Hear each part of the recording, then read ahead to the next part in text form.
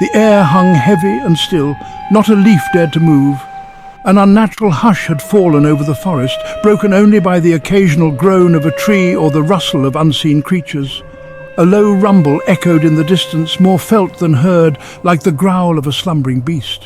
Whispers snaked through the trees, carried on the faint breeze. They were thin and reedy, like the rustling of dry leaves, yet they held a distinct chill. Locals spoke of these whispers, claiming they were warnings, please to turn back from the heart of the forest. For legend held that the forest was guarded by Nang Mai, a vengeful spirit, and she was not fond of intruders. The group of friends, young and foolishly brave, paid little heed to the warnings. They laughed off the eerie stillness as a quirk of nature, the whispers as tricks of the wind. They were on a quest for adventure, eager to conquer the unknown. Their backpacks were loaded with supplies, their spirits high with anticipation.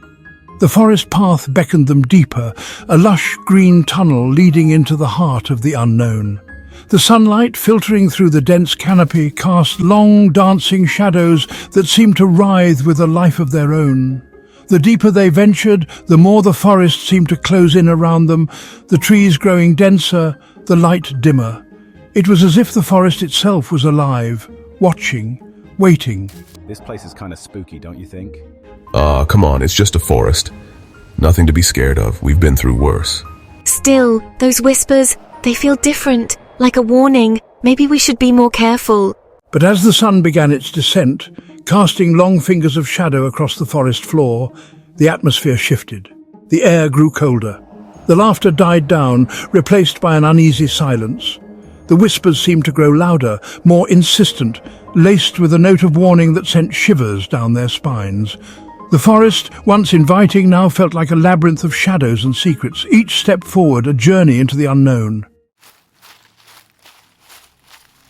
The first sign was a flicker of movement in the corner of their eyes, a subtle disturbance that was almost imperceptible. A fleeting shadow that vanished as quickly as it appeared, leaving them questioning their own senses. Then came the sound, a soft, almost inaudible padding of feet on the forest floor, like a whisper in the night. It seemed to be coming from just behind them, an unseen presence that sent shivers down their spines, always just out of sight. Their pace quickened, their footsteps echoing louder in the stillness of the night, their laughter replaced by nervous chatter, each word tinged with growing fear. Did you see that? Something moved. I swear I saw it. Probably just an animal, don't freak out.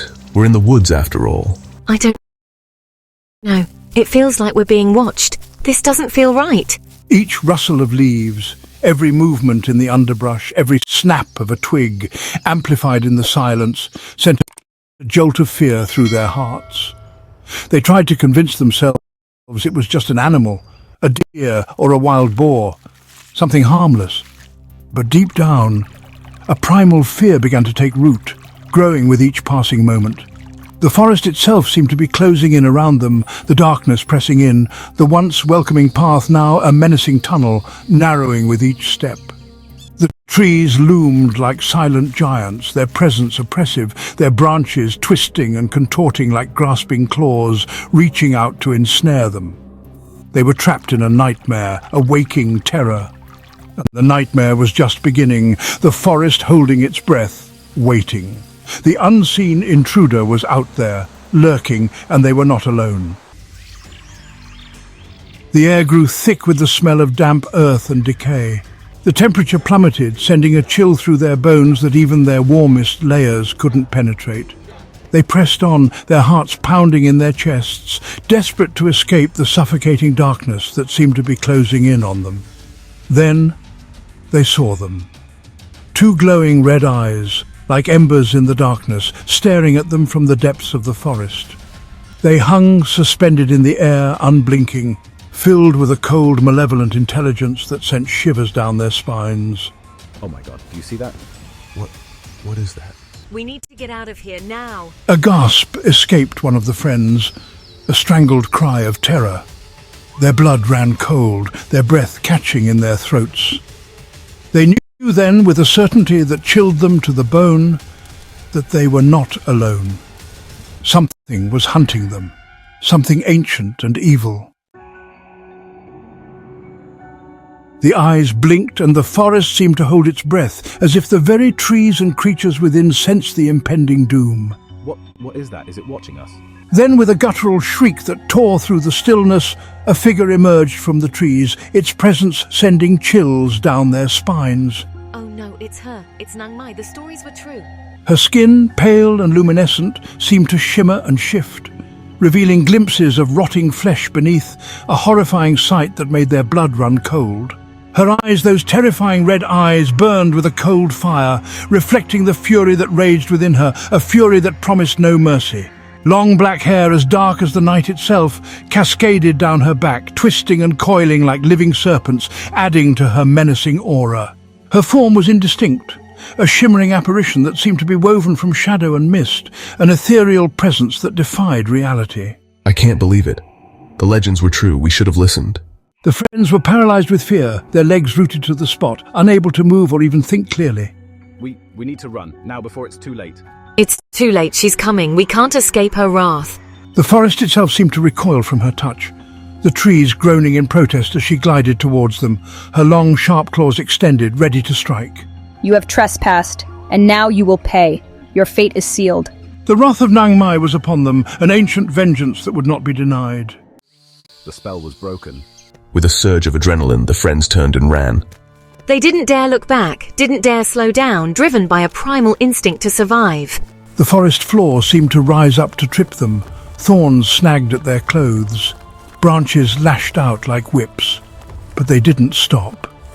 The air was thick with the sound of their ragged breathing, the pounding of their hearts echoing the relentless pursuit they could hear behind them. Nang Mai's shrieks followed them, fueled by a rage that seemed to consume everything in its path. The forest itself seemed to be aiding her, the trees bending to her will, the shadows conspiring to block their escape. They could hear her behind them, her laughter echoing through the trees, a chilling sound that spoke of their impending doom. Hope dwindled with every passing moment, replaced by a cold, creeping dread that threatened to consume them entirely. They burst out of the tree line, gasping for air, their lungs burning, their legs screaming for respite. They had stumbled into a small clearing, bathed in the pale moonlight. For a moment, they allowed themselves to hope. They had escaped, outrun the wrath of Nang Mai. But the forest remained eerily silent. The wind, which had been whipping their hair, died down to a whisper, then vanished completely. The trees stood like sentinels, their branches hanging low, their leaves rustling softly, as if whispering secrets to one another. The moonlight seemed to shy away from the edge of the clearing, as if afraid to penetrate the darkness that lurked within the trees. They were not safe. They knew it instinctively. Nang Mai was out there, somewhere in the darkness, watching them, waiting for the opportune moment to strike. The forest held its breath, and they held theirs, trapped in a macabre game of cat and mouse with a predator far more powerful than they could have ever imagined. A glint of metal in the moonlight caught their eye. A rusty old sign, half hidden by overgrown vines, stood at the edge of the clearing. It was a warning, its message barely visible beneath years of decay. They squinted, their hearts pounding, and made out the faded words. Beware the wrath of Nang Mai. Turn back while you still can. Irony, sharp and bitter, twisted their guts. They had ignored the warnings, dismissed the legends, and now they were paying the price. They were trapped in a nightmare, hunted by a vengeful spirit with no way out. One of the friends, his face pale and drawn, pointed towards the east. Through a break in the trees, they could see the faintest hint of light, the first glimmer of dawn. Hope, fragile and easily broken, flickered in their hearts. Could they make it to the edge of the forest before Nang Mai caught them? They didn't speak, but their eyes met, a silent agreement passing between them. They rose to their feet, their bodies aching, their spirits battered but not broken. They would make one last desperate bid for freedom. They would run towards the light and pray that it was enough to keep the darkness at bay. Years later, long after the friends had put that nightmarish night behind them, whispers still danced on the wind. Locals spoke of a group of hikers, lost and never found, their laughter swallowed by the trees. They told of eerie lights and chilling screams echoing through the forest. The forest remained a place of unsettling beauty and unspeakable horror. And Nang Mai, the vengeful spirit, still roamed its shadowy depths, her red eyes watching, waiting for the next unsuspecting soul to cross her path. For the forest guarded its secrets well, and the whispers on the wind were a constant reminder. Some places are best left undisturbed.